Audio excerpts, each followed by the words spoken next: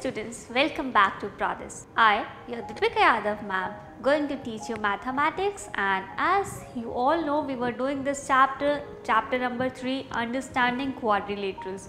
So in this chapter so far we have learned so many things, and previously we have started the properties, the elements of parallelogram. सो इससे पहले जितने भी chapters हमने किए हैं, polygon पढ़े हमने, पॉलीगॉन क्या होता है, कैसे हम डिफ़ाइन करते हैं, क्या होते हैं अलग अलग polygons. Then we have seen some different kinds of quadrilaterals. Then we have started learning about kinds of quadrilateral in which we are learning about elements of parallelogram. So previous lecture में हमने देखा था कि parallelogram के elements क्या क्या होते हैं, लाइक एडजेसेंट साइड्स क्या होती हैं, अपोजिट साइड्स क्या होती हैं, हमारे अपोजिट एंगल्स, एडजेसेंट एंगल्स, ये सारी चीज़ें हमने देखी थी. Now in today's lecture we are going to study about some properties which will use to solve the numerical based on parallelogram, and not just to solve the numericals, it is important to know the property of parallelogram.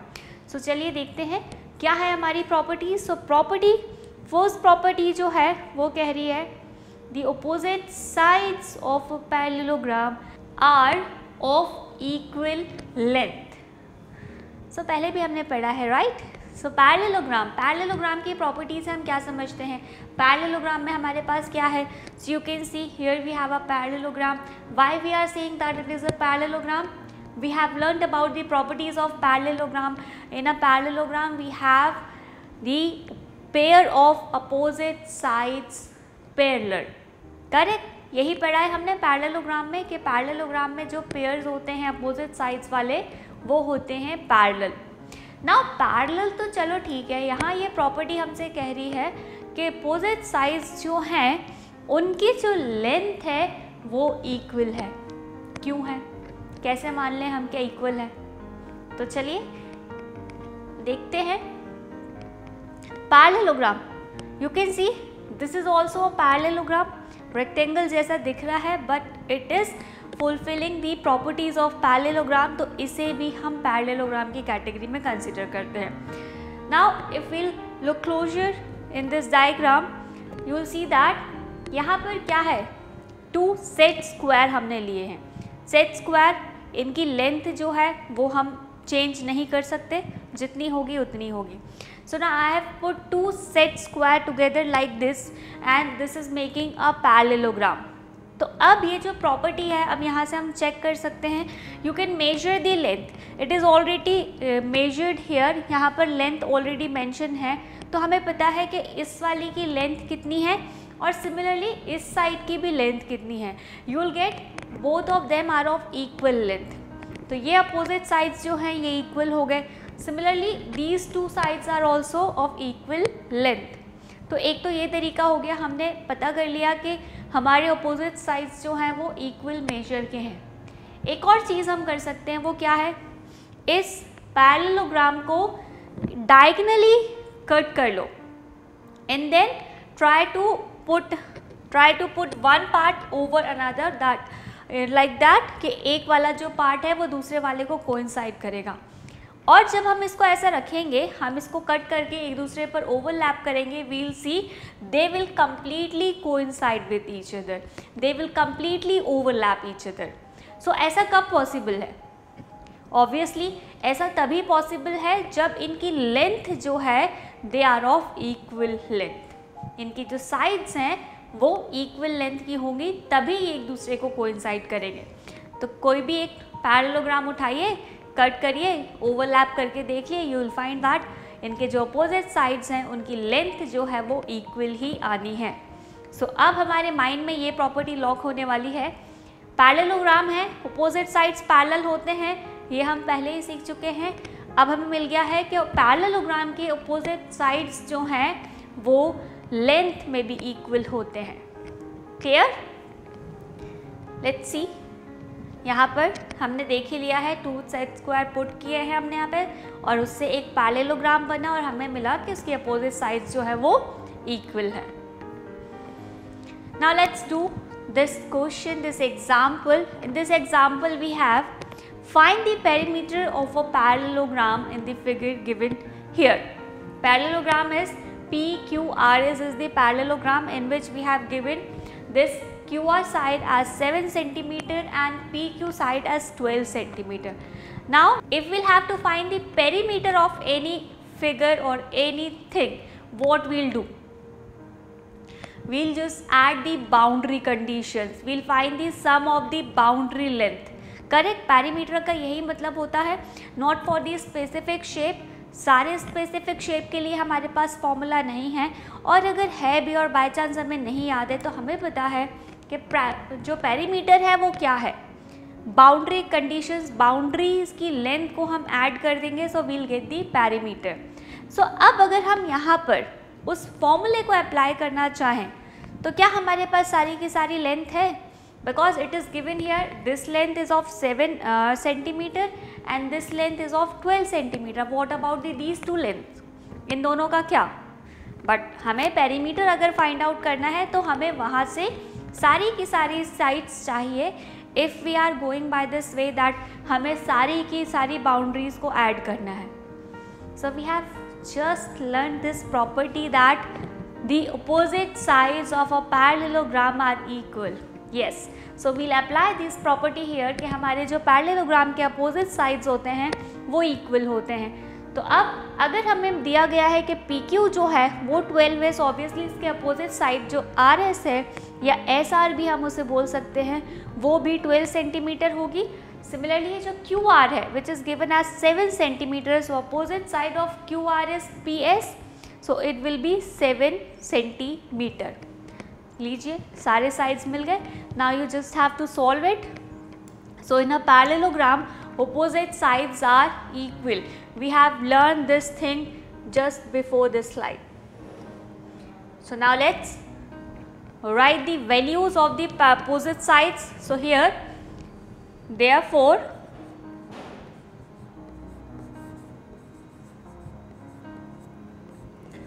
PQ equals SR equals 12 centimeter and QR equals PS equals 7 centimeter. Now, perimeter of parallelogram PQRS is equals to PQ plus QR plus RS or SR both are same plus PS. 4 sides हैं, चारों side को add कर दिया तो हमें मिल गया perimeter. Let's substitute the values of these sides. PQ is 12 centimeter, QR is 7 centimeter, RS is 12 centimeter and this is 7 centimeter. So 7 plus 7 is 14 and 12 plus 12 is 24. So we have 24 plus 14 which is equals to 38 centimeter. So 38 centimeter is the perimeter for this parallelogram. अब शायद हमारे mind में आ रहा, ma'am इतना सारा काम क्यों करना है? We have a formula, right? Perimeter of parallelogram, perimeter of rectangle, we have a formula for perimeter of rectangle, 2 into length plus breadth. So you can apply that formula here also, but still अगर parallelogram है, नहीं है formula, तो हम सारे के सारे sides को ऐड करेंगे. सारे साइड्स गिवन नहीं है, कोई प्रॉब्लम नहीं है. अगर एक साइड पे गिवन है तो उसका अपोजिट साइड्स हम फाइंड आउट कर सकते हैं. सो जितनी इसकी लेंथ होगी अपोजिट वाले की भी उतनी होगी, जितनी ब्रेथ होगी अपोजिट वाले की भी उतनी ही होगी, लाइक जैसे कि हमारे रेक्टेंगल में होता है. Clear to everyone? सो चलिए, क्या मिल गया हमें प्रॉपर्टी यहाँ से कि पैरेललोग्राम के अपोजिट साइड्स जो हैं वो पैरेलल तो होते ही हैं, इक्वल भी होते हैं.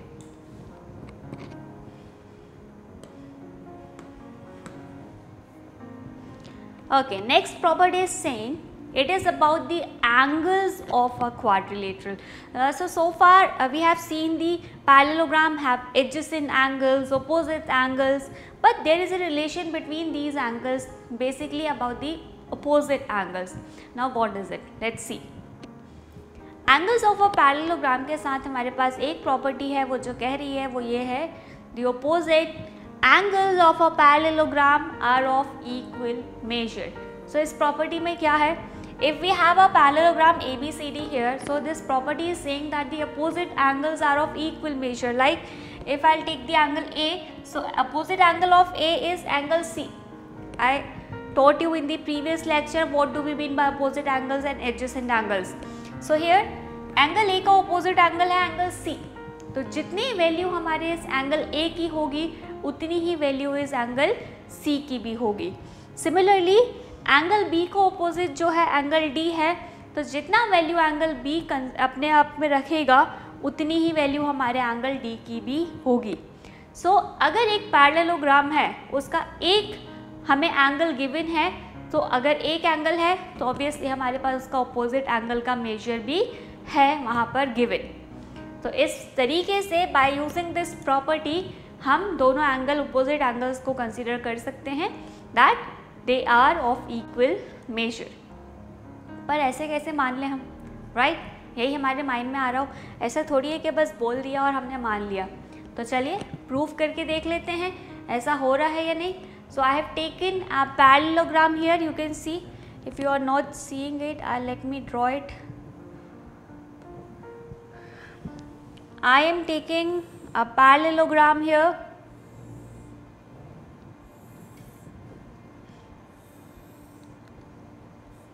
Consider it as a parallelogram ABCD and I am drawing a diagonal here. So if it is a parallelogram, तो parallelogram की properties हमें पता है कि this side is parallel to this side and this side is parallel to this side. So if I'll take this side only, like this pair only, so these two lines are parallel lines.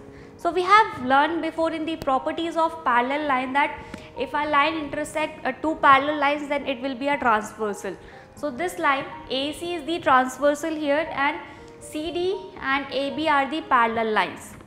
तो जब दो lines parallel होती हैं और एक transversal उसे cut करती है तो वहाँ पर कुछ एंगल्स फॉर्म हो रहे होते हैं. किस तरीके से? ये एंगल है, ये एंगल है, ये एंगल है एंड ये एक एंगल है. सो इन एंगल्स के बारे में हम जानते हैं और इन्हें हम क्या कहते हैं? एक पैरेलल लाइंस के एक ट्रांसवर्सल के अपोजिट साइड इंटीरियर साइड पर अगर पैरेलल के बन रही है तो उसे हम बोलते हैं alternate interior angles, and in case of parallel lines they are of equal measure. Correct? So by this we got that this angle is equals to this angle because they are alternate interior angle, and this angle DAC is equals to angle ACB because they are also alternate interior angle. ये हमें पहले से पता है और ये हम पहले से जानते हैं. तो फिलहाल हमने ले लिया कि ये दोनों एंगल इक्वल है. Let me write it. I am giving them name as this is A, so this will be A, and this is B, so this will be B. So A is equals to A, angle A, let me write it like this, and angle B is equals to angle B, or we can write A degree is equals to A degree.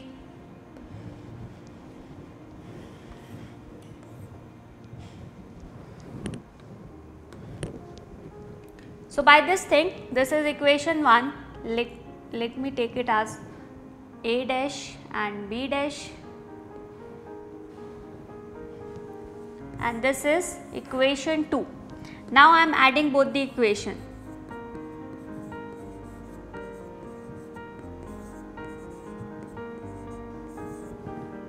So I have got A plus A because we will add these two numbers because they are on the same side, and then we will add these two values. So I have got A dash plus B dash. So if I will take A and B together, I will get angle A. So here I have got angle A, and A dash B dash is angle C. So this is the thing we are learning about, that opposite angles of a parallelogram are of equal measure. और not just हमने property पढ़ी, हमने prove भी कर ली कि yes हमारे opposite angles जो हैं वो इक्वल आ रहे हैं. अब सेम चीज़ हम इन दोनों वर्टेक्स के लिए भी कर सकते थे, बी के लिए एंड वर्टेक्स डी के लिए भी. एक डायगोनल ड्रॉ करते इस साइड से and we can do the same process and we'll get that angle B is equals to angle D. तो चलिए सबके माइंड में आ ही गया होगा. ये अब प्रॉपर्टी है हमारे पास. इन फ्यूचर हमें इसकी रिक्वायरमेंट होगी जहाँ पर भी हम इसे डायरेक्टली अप्लाई करेंगे. सो वहाँ पर अब हमें इसे प्रूव करके दिखाने की ज़रूरत नहीं है. अगर हमें कंसिडर करना है अपोजिट एंगल के केस में कोई भी चीज़ें, तो हम ये वाली प्रॉपर्टी यूज़ करके उन एंगल्स को इक्वल ले लेंगे.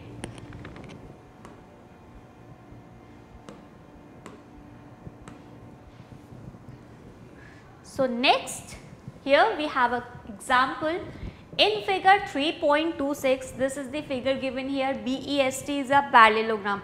So already यहाँ पर given है कि BEST जो है वो एक parallelogram है. करना क्या है? Find the value of the unknowns like x, y and z. इस डायग्राम में जो unknown angles हैं, like this is unknown value here x, this is unknown value here y and this is unknown value here z. अब सिर्फ इस parallelogram में BEST बस हमें इतना दिया है कि ये एक पैरेललोग्राम है. दैट मीन्स अभी तक हमने जो पैरेललोग्राम की प्रॉपर्टी पढ़ी हैं वो हम यहाँ पर अप्लाई कर सकते हैं. उसके अलावा क्या गिवन है? ये वाला एंगल 100 है, बाकी के एंगल फाइंड कीजिए. तो चलिए करते हैं फाइंड. सोच रहा है कोई कि इतने सारे एंगल सिर्फ एक गिवन एंगल से हम कैसे फाइंड कर सकते हैं? So no problem, I'll teach you how we can find all the other angles. So in a parallelogram we have learned this thing that opposite angles are equal. अभी हमने पढ़ा, अभी हमने देखा, प्रूफ किया, तो हमें पता है कि opposite angles जो है वो तो equal है. तो चलिए लिख लेते हैं. So here we got x is equals to 100 degree because x is the opposite angle of this angle B, right? तो हमें x की वैल्यू तो मिल गई 100. अब z और y कैसे फाइंड आउट करें? थोड़ा सा यहाँ ध्यान देते हैं. These two are parallel lines. This one is the transversal to them and we have learned about these two angles. What do we call it as? Corresponding angles, right? And in case of parallel lines, corresponding angles are equal, correct? So here these two lines are parallel because it is a parallelogram, so they has to be parallel. So ये दोनों lines जब parallel है, that means x और y जो है they are forming a pair of corresponding angles. मतलब अब यहाँ पर ये दोनों angles जो है वो equal हो जाएंगे. लिख लेते हैं. Now x is equals to y.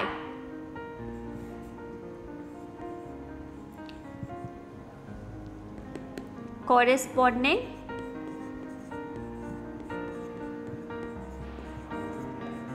angles. तो हमें क्या मिल गया? y की जो वैल्यू है वो है 100 डिग्री. y जो है वो भी अब 100 डिग्री आ गया. तो चलिए x भी फाइंड हो गया, y भी फाइंड हो गया. Now we just need to find the z. एक लाइन है, एक लाइन उसे कट कर रही है, तो इन दोनों एंगल्स का सम हमें पता है it will be equals to 180 degree. And इसे क्या बोलते हैं? Linear pair, correct? So we can apply the linear pair here. If we have the value for y here, we can find the value of z.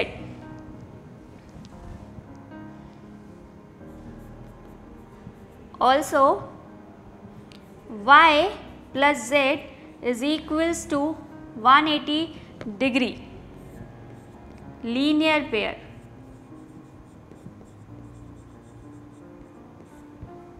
Value of y is 100. We don't know the value of z, 180 as it is. We know how to solve this thing. this z will remains here and this 100 will go to this side, and with the subtraction sign, so we have got the value of z as 80 degree. So see, 100 degree x, y is 100 degree and z is 80 degree. तो जितनी भी value हमें यहाँ find करनी थी, just because it is given as a parallelogram, तो हमने parallelogram की प्रॉपर्टी यूज़ की, थोड़ी सी अदर प्रॉपर्टी यूज़ करी like parallel lines, because parallelogram है, सो ऑब्वियसली पैरेलल लाइंस है, तो हमने उसकी प्रॉपर्टीज़ यूज़ की, and a case of linear pair, and we got all the values here. Easy, right? Yes. So this is how we solve this type of question. Let's move on to the next concept.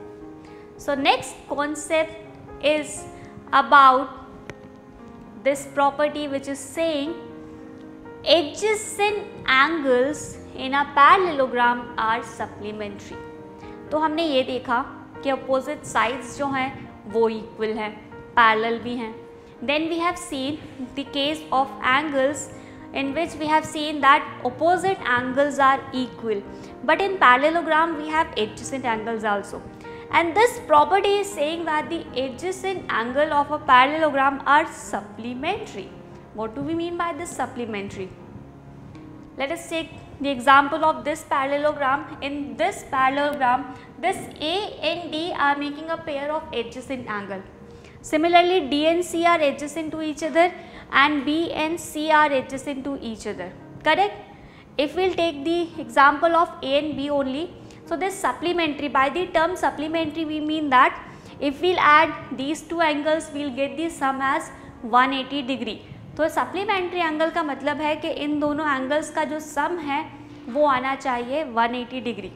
So this property is saying कि दो angles ले लेते हैं अभी हमारे angle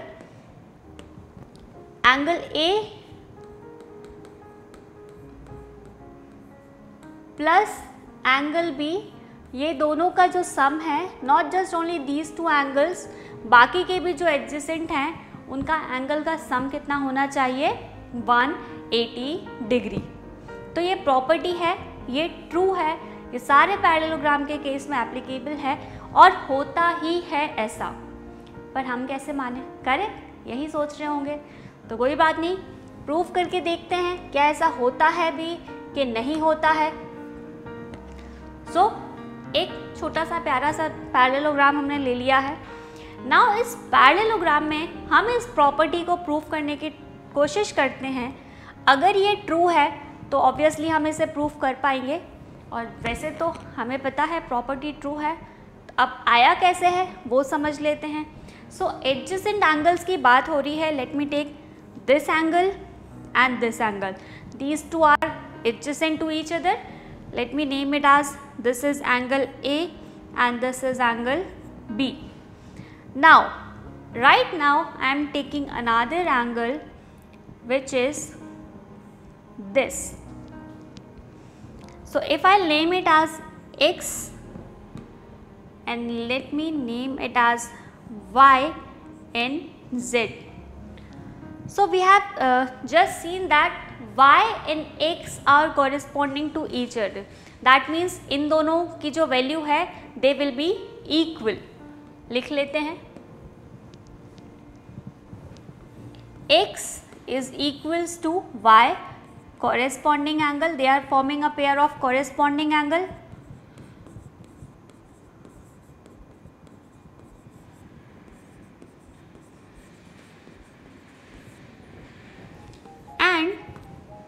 Z and X are forming a pair of linear pair.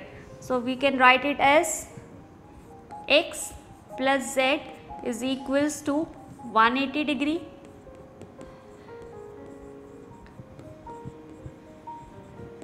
Linear pair.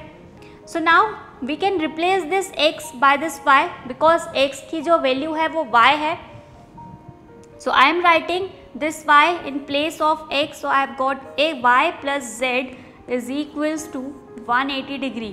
So y is angle A, z is the value for angle B, and angle A plus angle B comes out to be as the sum of angle A and angle B is come out to be as 180 degree. That we need to prove in this case कि हमारे जो adjacent angles हैं उनका जो sum है वो हमेशा 180 angle create करता है. सो बस लीजिए प्रूफ आपके सामने है. और अब आगे हम इस प्रॉपर्टी को डायरेक्ट ही अप्लाई करने वाले हैं कि कहीं पर भी अगर एडजेसेंट एंगल्स का केस हमें मिलेगा, so we'll directly take this property, we'll directly use this property that the adjacent angles of a parallelograms are supplementary. That means जो एडजेसेंट एंगल होंगे, साथ वाले एंगल्स जो होंगे जिनका एक जो कॉमन आर्म होगा, उन दोनों का सम एक पैरेललोग्राम के केस में होगा 180 डिग्री. अब यहाँ से हमें क्या बेनिफिट होगा कि अब अगर हमारे पास एक एंगल की वैल्यू है तो दूसरे एंगल की वैल्यू हम इजीली फाइंड आउट कर सकते हैं, जैसे कि हम लीनियर पेयर के केस में कर रहे थे. तो अब बस जैसे हम हर जगह लीनियर पेयर यूज़ करके जहाँ पर भी हमें रिक्वायरमेंट होती थी दूसरी वाली वैल्यू फाइंड कर लेते थे, अब वहीं पर अगर हमारे पास पैरेललोग्राम होगा, एक एंगल होगा, तो हम उसका एडजेसेंट वाला एंगल भी फाइंड आउट कर सकते हैं by using this property, and उसका अपोजिट एंगल भी फाइंड आउट कर सकते हैं because we know that opposite angles are equal and adjacent angles are supplementary to each other. Very good, right?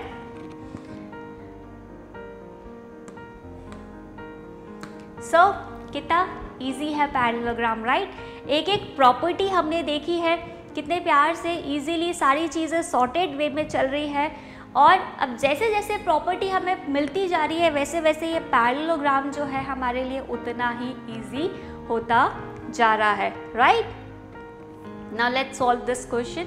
In a parallelogram RING, that is ring, if measure of angle R is given as 70 degree, find the all the other angles. एक और बड़ा task हो गया है. एक angle given है, parallelogram given है, और हमें बोला है कि इस एंगल को छोड़ के जितने भी एंगल हैं सबकी वैल्यू फाइंड आउट करिए. कर सकते हैं हम? येस, ऑफ कोर्स कर सकते हैं. अभी हमने पढ़ा है अपोजिट एंगल्स का केस है हमारे पास, एडजेसेंट एंगल्स का केस है. जल्दी से अप्लाई करते हैं एंड फाइंड करते हैं बाकी के सारे angles. So here we have measure of angles R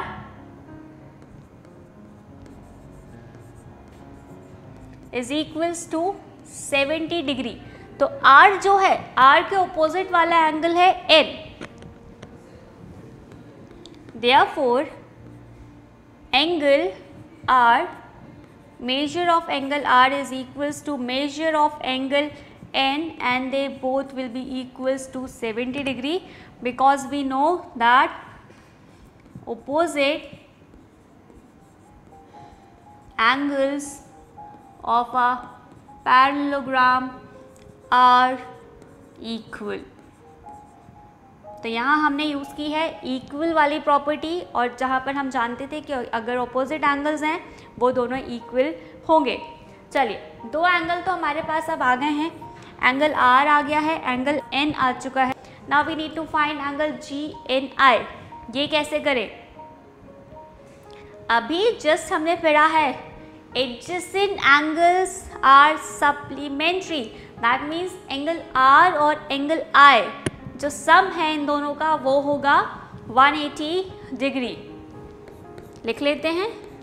now angle R plus angle I will be equals to 180 degree. Since adjacent angles of a parallelogram are supplementary.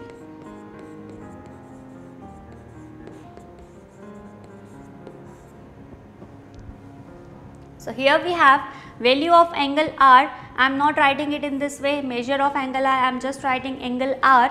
So angle R is of 70 degree. Angle I, we don't have the value of angle I, so I am writing angle I as it is.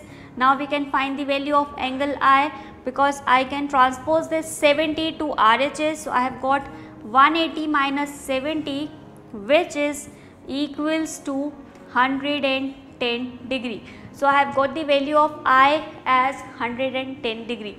So now I have the value of this angle 110 degree, and now we know that this angle is equals to this angle because they are opposite to each other, and in a parallelogram opposite angles are equal.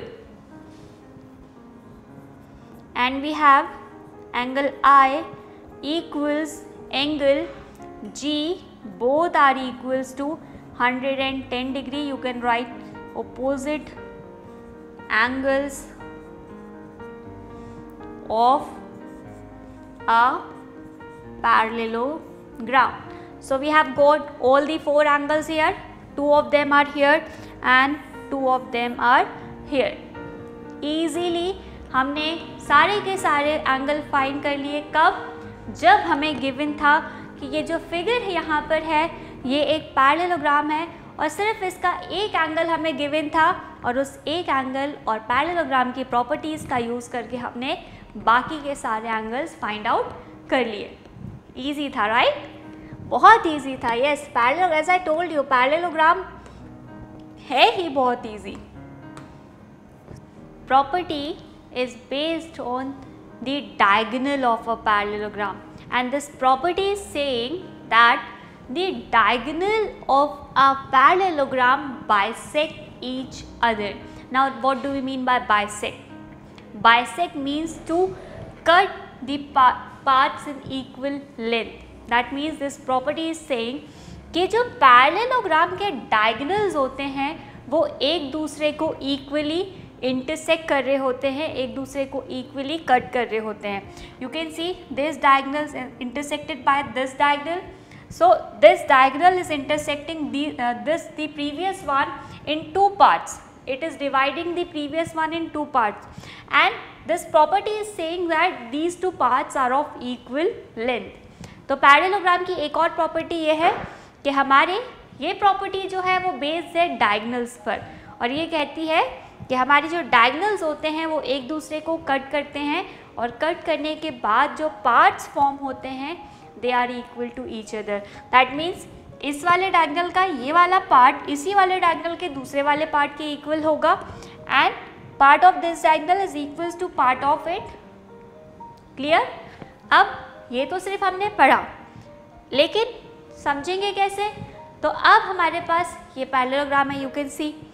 अब इस parallelogram को अगर हम diagonally यहाँ से cut करें और इसे ओवरलैप करें, so we'll see that this part will coincide with this part, ऐसा होगा। अब अगर ऐसे भी नहीं समझना है, एक और चीज़ है हमारे पास समझने के लिए। Let me take this triangle A O B, this is C and D. So I am dealing with this triangle right now, AOB, triangle AOB and triangle COD. Let me write it here.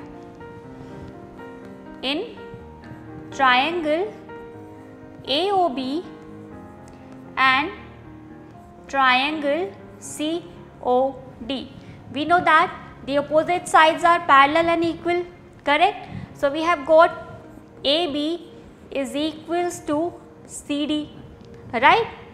And this angle is vertically opposite to this angle, so we have got angle AOB is equals to angle COD, and also this side is parallel to this side, that means this is forming a transversal here, and we know that this angle is equals to this angle because they are alternate interior angles. So I have got angle BAO is equals to angle DCO. 3 things are equal here. So in these 2 triangles we can see we have got 3 equal parts. 1 is the side and 2 is the angles. You can get this angle is equals to this angle also. So we have got 1 more part here, but 3 is necessary, so we have got 3 equal parts, and by this thing we can say that this part is equals to this part, like AO will be equals to OC and OB is equals to OD, because right now we have got this triangle is congruent to this triangles. और congruent का मतलब ही होता है, लिख लेते हैं पहले, thus we got angle AOB is congruent to triangle COD. Then by corresponding paths of congruent triangles we have got AO, we can write AO equal CO and BO equal DO. So we have got these two result, और यही हमारी property कहती है कि जो हमारे diagonals है वो एक दूसरे को बाइसेक्ट करते हैं. अब बाइसेक्ट करने से पहले हम डिस्कस कर रहे थे कि कॉन्ग्रुएंट, और कॉन्ग्रुएंट का मतलब क्या होता है. कॉन्ग्रुएंट मतलब होता है अगर हम इस ट्राइंगल को लें और इस दूसरे वाले ट्राइंगल के ऊपर ओवरलैप करवाएं, इसको इसके ऊपर कम्प्लीटली हम पुट करें, सो वील सी कि ये दोनों कम्प्लीटली एक दूसरे को कोइंसाइड करेंगे. कॉन्ग्रुएंट मीन्स होती हैं वो चीज़ें जो कम्प्लीटली एक दूसरे के इक्वल होती हैं. इक्वल तभी होंगी जब उनकी साइड्स इक्वल हो, एंगल्स इक्वल हो, करेक्ट. अगर एक भी चीज़ डिफरेंट होगी तो ये एक दूसरे को ओवरलैप नहीं करेंगे. तो हमने यहाँ पर प्रूव करके भी देख लिया कि ये जो ट्राइंगल्स हैं ये दोनों ट्राइंगल्स कॉन्ग्रुएंट ट्राइंगल्स हो रहे हैं. And by CPCT, the corresponding parts of congruent triangle, we can write that this part is equals to this and this part is equals to this. So we have proved this property that the diagonals of a parallelogram bisect each other. अब आगे कहीं पर भी हम diagonal के case में work करेंगे तो हम डायरेक्टली इस प्रॉपर्टी को अप्लाई करेंगे कि जो हमारे डायगोनल्स होते हैं वो एक दूसरे को बाइसेक्ट करते हैं. दैट मीन्स अगर हमारे पास आधा भी पार्ट गिवन होगा तो हम उससे नेक्स्ट पार्ट लेकर पूरा का पूरा डायगोनल की लेंथ फाइंड आउट कर सकते हैं. सी, साइड्स मिल गए, एंगल्स की प्रॉपर्टी मिल गई, डायगोनल्स बचा था उसकी प्रॉपर्टी भी हमने पढ़ ली. चलिए क्वेश्चन सॉल्व करके देखते हैं वी कैन सॉल्व इट और not. So question example is saying in figure this HELP is a parallelogram. Again it is given that it is a parallelogram. Lengths are in centimeter. Given that OE is given as 4 centimeter and HL is 5 more than PE. HL जो है तो दूसरा वाला diagonal है वो इस वाले diagonal से 5 more है. Now find OH. किसकी वैल्यू फाइंड करनी है? OH की. सो OH पर आने से पहले हम देखते हैं कि हमारे पास क्या है. तो हमारे पास है OE की वैल्यू, एंड जस्ट अभी हमने पढ़ा था कि जो हाफ पार्ट होता है, जो डायगोनल्स के पार्ट्स होते हैं, दोनों डायगोनल्स एक दूसरे को बाइसेक्ट करते हैं. दैट मीन्स ये जो HL डायगोनल है वो PE को बाइसेक्ट कर रहा है इक्वल पार्ट्स में. बाइसेक्ट का मतलब ही इक्वल पार्ट्स होता है. So OE will be equals to OP. लिख लेते हैं.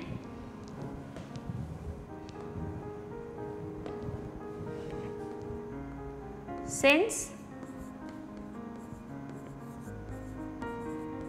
diagonals of a parallelogram bisect each other,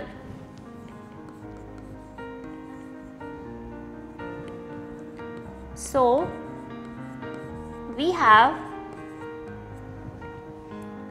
OE equal OP equal 4 centimeter. That is PE की वैल्यू अगर हम निकालें तो PE हो जाएगा OE plus OP which is 4 plus 4 which is of 8 centimeter. So we have got the value of OP not PE. PE की value हमारे पास आ गई है. नाउ हमें बोला है HL जो है HL is 5 more than PE. Now HL की वैल्यू कितनी हो जाएगी?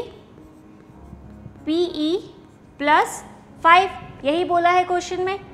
So let me put the value of PE which is 8. 8 plus 5 is 13 centimeter.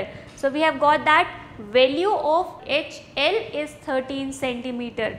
तो हमारे पास PE भी आ गया जो 8 सेंटीमीटर था, HL भी आ गया जो 13 सेंटीमीटर था. नाउ अब क्या करना है, हमें करना है OH फाइंड. सो OH क्या होगा, OH will be half of HL because bisect करेगा, ये भी पैरेललोग्राम का डायगोनल है. सो 13/2 इज द आंसर और you can divide it, you will get the answer as 6.5 centimetre.